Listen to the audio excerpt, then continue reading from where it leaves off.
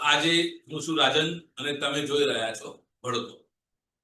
વાત કરવી છે એવી એક કે વડોદરા જિલ્લાની અંદર ગંભીરા ખાતે પુલની જે વસ્તુ બની, જે ઘટના બની, માં 9 લોકો મરણની શરણ. આવો જ એક પુલ અરવલ્લી જિલ્લામાં બાયડથી નજીક 5 કિલોમીટર દૂર વાત્રક નદી ઉપર આવેલો 1955 આ પુલ બન્યો.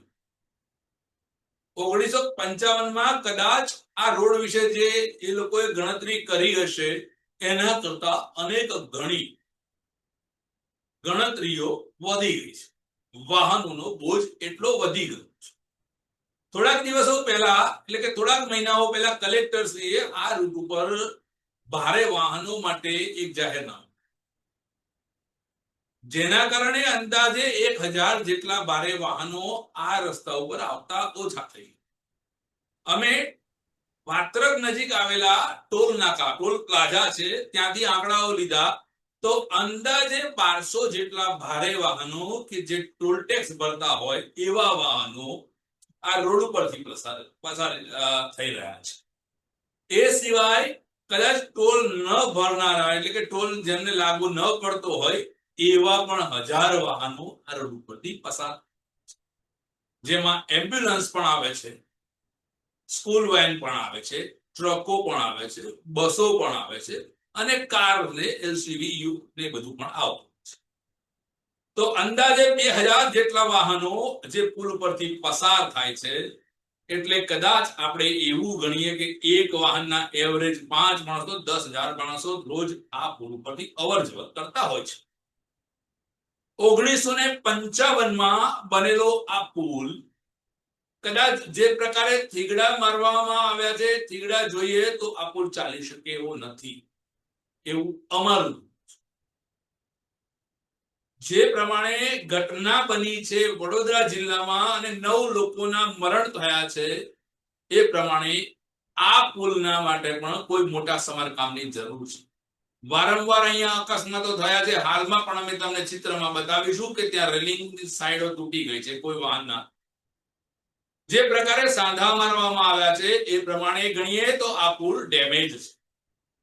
અહીંયાથી બધા જ રાજકારણીઓ પસાર થાય છે, પણ મતોની માયાજાળમાં રાચનારા રાજકારણીઓ આ પુલની મરામત કે આ જગ્યાએ નવો પુલ બનાવવા માટે મગનું નામ મરી પાડતા નથી. અપક્ષના ધારાસભ્ય પણ આ પુલ ઉપરથી મોડાસા જવા માટે કે હિંમતનગર જવા માટે પસાર થતા.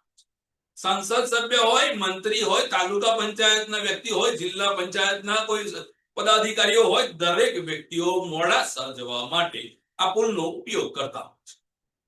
પણ ખબર નહીં આ પુલ નવો બનાવવા માટે કેમ આ લોકો મગનું નામ મરી પાડતા નથી.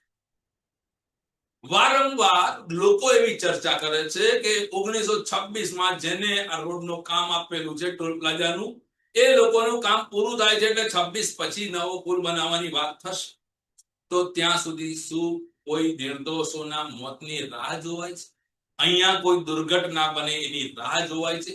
જોઈએ આ પુલના દ્રશ્યો અને એક વ્યક્તિ સાથે અમે જે વાતચીત કરી એ વાતચીતના અંગ. એટલે તંત્રને તાકીદે જાણ કરવામાં આવે છે કે ગમે તેમ કરીને આનું નિરાકરણ લાવવામાં આવે. આ પુલ આવે છે એનું બાંધકામ 1955ની અંદર કરવામાં આવેલું હતું. તે અત્યારે આ પુલ એકદમ જર્જરિત હાલતમાં છે. ઘણા સમયથી માંગ છે કે આ પુલને નવો બનાવવામાં આવે, પણ અત્યાર સુધી તંત્રએ એમને કોઈ ધ્યાનમાં દોર્યું નથી ને ઘણી વખત ઉપર ખાડા પડી જાય છે તો મામૂલી રિપેરિંગ કામ કરીને સંતોષ માનતા હોય છે.